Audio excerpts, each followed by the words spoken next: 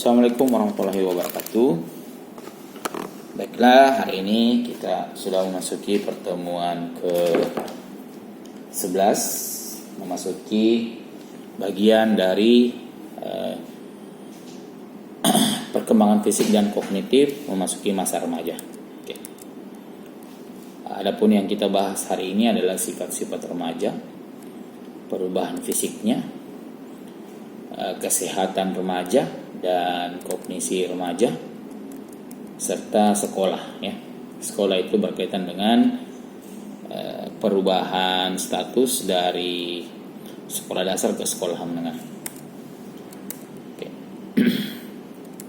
Di bagian awal itu ada kasus Latisha. Ini menunjukkan bahwa memang pada masa remaja ini banyak terjadi permasalahan-permasalahan. Tapi perlu diketahui juga bahwa remaja itu juga adalah masa di mana energi untuk berkegiatan itu sangat besar, atau energi untuk mengeksplorasi dunia itu sangat besar. Sifat-sifat remaja, ya. Kita masuk ke sifat remaja. Apa sih sebenarnya yang ada dalam pikiran remaja? Nah, mungkin teman-teman bisa mengingat ketika masih berumur awal-awal 15-16 tahun, bahwa remaja itu identik dengan stereotip atau label mengatakan bahwa remaja itu cenderung sebagai orang-orang atau masa-masa penuh dengan pemberontakan, krisis, dan perubahan yang drastis. Namun ada juga penelitian mengatakan bahwa tidak semua kondisi tersebut dialami oleh remaja. Jadi ada juga macam-macam. Ada juga kondisi yang lain di mana remaja itu berkaitan dengan semangat yang tinggi, berkaitan dengan keinginan untuk belajar yang kuat. Walaupun banyak kondisi yang menunjukkan bahwa remaja itu cukup memiliki atau agak sulit ketika dia berjuang untuk berada pada situasi-situasi di dalam kelas. Jadi ceritanya sebenarnya para remaja itu membutuhkan eksplorasi yang lebih besar ketika mereka memasuki fase ini. Remaja juga itu identik dengan keinginan untuk mencoba sesuatu yang baru. Ya. Pamannya banyak remaja yang mencoba untuk merokok. Nah, kelompok ini kemudian terbagi dua, ada yang melanjutkan dan ada yang kemudian tidak pernah lagi mencoba hal itu. Contohnya seperti itu. Terus kadang remaja itu cenderung mengalami penolakan oleh orang tua atau orang-orang yang lebih dewasa di sekitarnya. Dianggap bahwa mereka belum memahami nilai-nilai sosial yang berlaku. Jadi ya memang agak memang cenderung untuk terjadi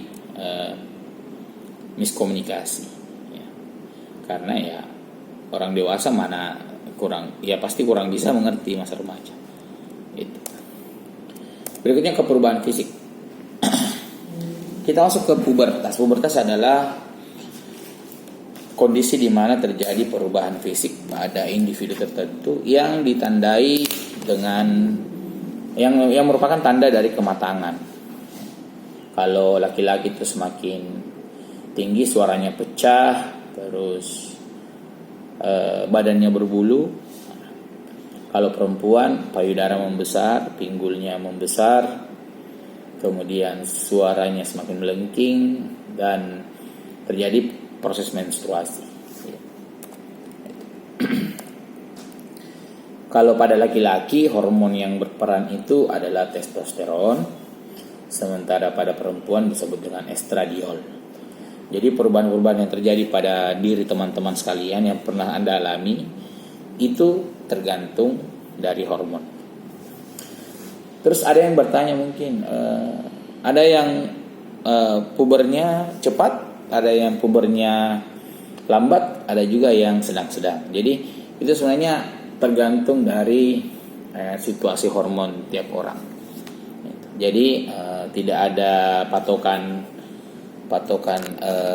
pasti di umur berapa, tapi yang ada itu hanya rata-rata itu pada usia 9 hingga 15 tahun. Nah, terus kalau citra tubuh atau body image, ternyata pada remaja itu menunjukkan perbedaan yang cukup signifikan antara laki-laki dan perempuan. Laki-laki lebih mudah menerima tubuh mereka dibanding dengan perempuan. Perempuan cenderung tidak puas dengan bentuk tubuh yang mereka miliki. Oleh karena itu salah satu alasan kenapa perempuan cenderung lebih senang mengurusi tubuhnya daripada laki-laki. Kita masuk ke kematangan awal dan kematangan akhir. Nah, seperti yang tadi saya jelaskan bahwa ada kelompok yang matang di awal, ada yang kelompok matang di akhir. Pada anak perempuan yang matang lebih dini tampak lebih puas dibandingkan dengan yang matang lebih lambat. Sementara anak perempuan yang lebih lambat memiliki tubuh yang lebih sesuai dengan tipe kecantikan yang feminim dan ideal. Sementara pada anak laki-laki yang lebih cepat matang memandang dirinya lebih positif dibandingkan dengan yang lambat. Namun, menurut penelitian di usia 30 tahunan, anak laki-laki yang matangnya lebih lambat itu memiliki identitas yang lebih kuat karena memiliki waktu untuk mengeksplorasi pilihan hidupnya seperti karir dan prestasi. Kita masuk ke otak.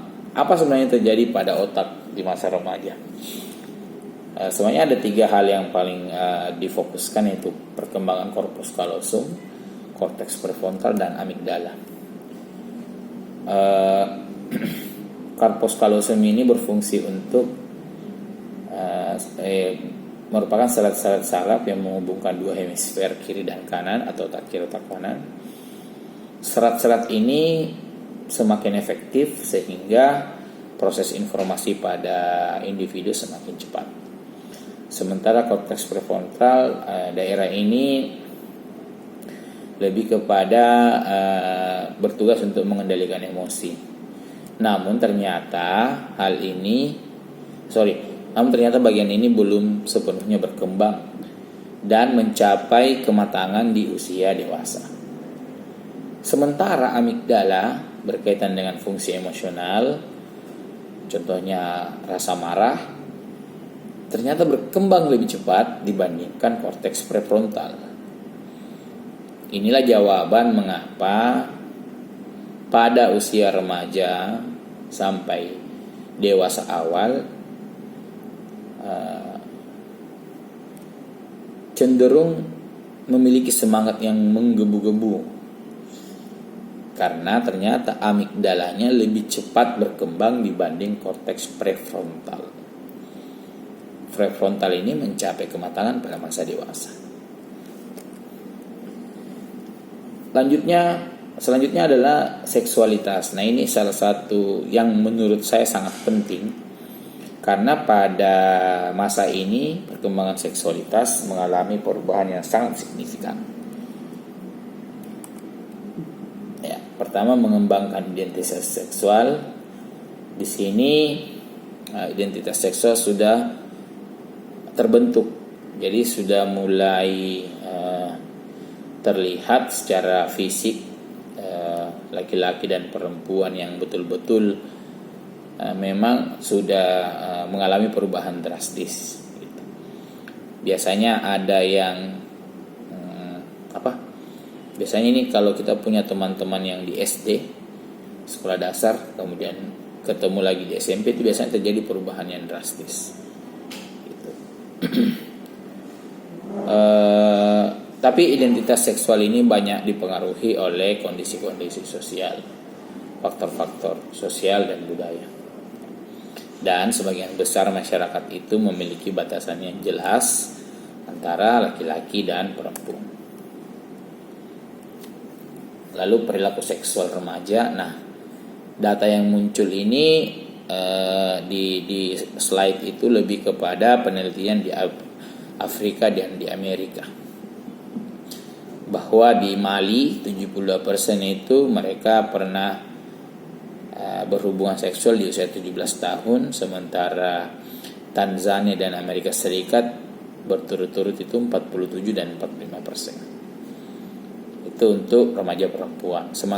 Sementara remaja pria 17 tahun itu 76% di Jamaika, 64% di Amerika, dan 63% di Brasil.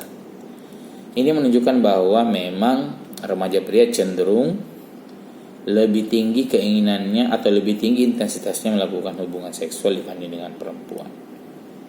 Namun, menurut keyakinan saya, hal ini mungkin masih memiliki jumlah yang berbeda dengan kalau kita melakukan riset di Indonesia. Dan saya kira potensi riset di permasalahan ini juga cukup besar. Lalu mengapa perilaku seksual itu berbahaya bagi remaja? Ya, pertama berkaitan dengan ternyata perilaku seksual itu biasanya dikaitkan dengan penggunaan obat terlarang, kenakalan remaja, dan masalah-masalah di sekolah. Lalu komunikasi dengan orang tua yang menjadi masalah juga. Lalu prestasi akademik, itu. Nah, ternyata prestasi akademik dianggap sebagai salah satu faktor pelindung terhadap perilaku seksual ini.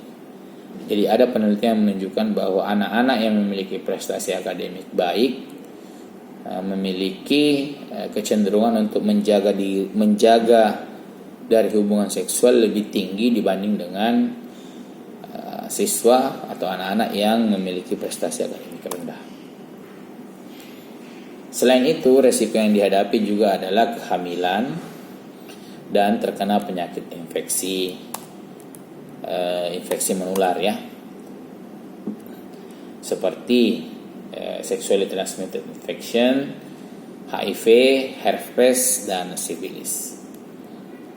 Lalu kehamilan, ya ini juga banyak kasus di Indonesia, kehamilan pada usia remaja. Ternyata itu berisiko terhadap kesehatan ibu atau kesehatan ibu remaja ini. Jadi resiko yang cenderung sama ketika orang terlalu berusia tua atau terlalu berusia ketika hamil itu mirip dengan resiko yang dihadapi orang ketika dia terlalu muda untuk hamil. Dan cenderung terjadi pada orang-orang yang memiliki latar belakang pendidikan rendah dan ekonomi yang pas-pasan. Berikutnya, isu-isu mengenai kesehatan remaja. Ada 3 hal yang menjadi fokus pada pembahasan ini, yaitu nutrisi dan olahraga, pola tidur, dan penyebab utama kematian. Nutrisi dan olahraga. Nah, masa remaja itu dianggap sebagai masa dengan kemampuan fisik yang paling kuat. Terus kecenderungannya untuk terikat dengan orang dewasa di sekitarnya juga semakin lemah, sehingga mereka cenderung untuk tidak menjaga pola makan dan aktivitas olahraganya mulai menurun. Nah, kecuali mungkin pada individu-individu yang ikut dalam sebuah klub olahraga. Nah, itu menurut pengalaman saya, klub olahraga itu sangat baik untuk menyalurkan bagian-bagian atau sisi-sisi emosional pada individu.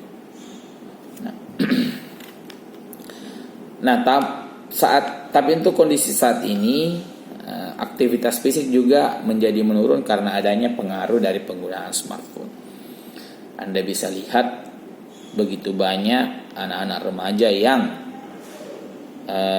menghabiskan waktunya dengan bermain game online ataupun hanya sekedar menonton video-video di smartphone. Tidur ya. Nah, ini juga cukup unik. Ini menunjukkan bahwa banyak penelitian yang menunjukkan bahwa jam biologis itu bergeser. Ternyata memang betul pada penelitian yang dilakukan, jam biologis pada individu itu bergeser mulai dari ketika mereka remaja sampai dewasa. Hal ini sebenarnya dipengaruhi karena kebiasaan beraktivitas. Ya. Biasanya aktivitas yang banyak mengakibatkan para remaja itu memiliki waktu tidur yang tidak jelas. Lalu kematian, penyebab utama kematian remaja ada 3: kecelakaan, pembunuhan, dan bunuh diri. Ya. Kecelakaan ini berkaitan dengan kebiasaan mengemudi yang ceroboh dan kurangnya pengalaman. Kedua adalah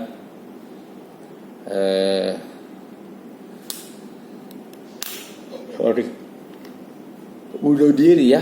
Bunuh diri juga menjadi salah satu faktor.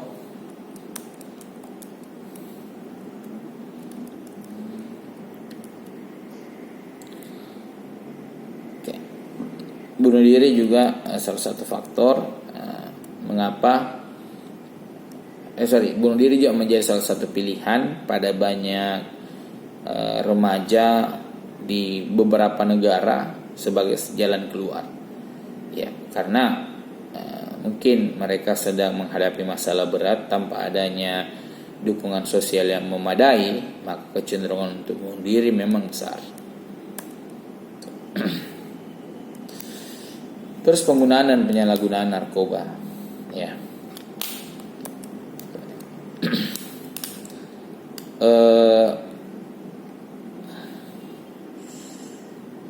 Jejaring atau teman itu pada masa remaja ya cukup sebenarnya berperan penting. Namun kadangkala teman inilah yang sifatnya negatif atau memberikan perubahan ke dosen sehingga kondisi ini menjadi semakin susah, semakin sulit ya.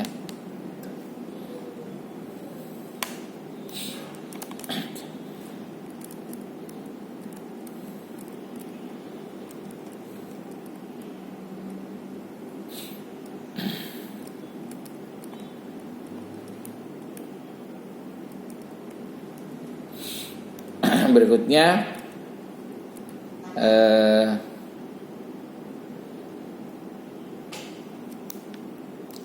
angka pengguna obat-obatan terlarang juga semakin meningkat, dan saya lihat di beberapa kasus di layar kaca pola memanfaatkan anak-anak sebagai kurir itu sudah mulai berkembang. Jadi hati-hati saja, karena situasi ini pasti akan cenderung mengalami perubahan yang tidak hanya positif, dia juga mengarah ke hal yang negatif. Ada 2 bentuk gangguan yang umumnya dilakukan oleh remaja perempuan, yaitu anoreksia nervosa dan bulimia nervosa. Anoreksia itu orang yang menahan lapar dengan tujuan untuk mensucikan diri. Sementara bulimia nervosa itu gangguan makan di mana individu itu secara konsisten makan berlebihan kemudian membuangnya, jadi langsung dimuntahkan. Kenapa? Karena mereka punya depresi terhadap, mereka punya takut ya. Kondisi ini menyebabkan mereka takut terhadap gemuk, depresi atau cemas. Jadi bulimia nervosa itu mereka makan banyak, kemudian tidak lama dimuntahkan, biasanya pakai obat atau dimasukkan tangan gitu, dimasukkan tangan, dicekokis secara manual istilahnya. Lalu kognisi remaja, kita masuk ke perkembangan otaknya. Pemikiran pada masa remaja ini memasuki tahap formal profesional,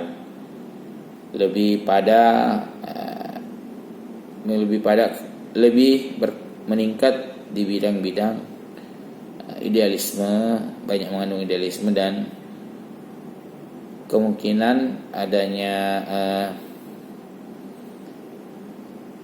perubahan pemikiran, khususnya di awal tahap ini ya. Remaja juga sering menggunakan pendekatan try and error dalam menyelesaikan masalah. Jadi mungkin karena dasar teorinya belum kuat, maka try and error menjadi salah satu pilihan.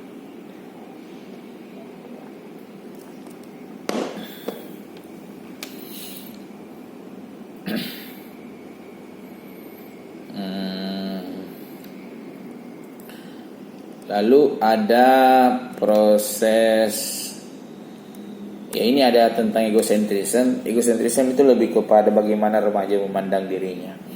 Jadi berbeda dengan anak, di remaja itu mereka sudah mulai memperhitungkan tentang aturan sosial, apalagi namanya, nilai-nilai budaya, sehingga pemikiran mereka jauh lebih berkembang. Sementara untuk Oke, kita masuk ke tahap terakhir, yaitu sekolah. Nah, sekolah ini ada fenomena yang menarik ketika anak yang dulunya menjadi yang paling tua, ceritanya top, itu kemudian masuk ke SMP menjadi underdog atau tidak diperhitungkan. Jadi fenomena top dog ini menjadi salah satu yang banyak disoroti ketika pertanyaan apakah seseorang mampu, seberapa jauh kemampuan anak ketika dia berpindah dari sekolah dasar ke sekolah menengah. Nah, permasalahan ini sebenarnya juga dialami para mahasiswa ketika mereka berganti dari status siswa menjadi mahasiswa. Sehingga perlu dilakukan counseling, perlu dilakukan supporting atau dukungan terhadap individu-individu yang mengalami kesulitan dalam proses ini. Di beberapa negara maju mereka sudah memiliki program persiapan memasuki dunia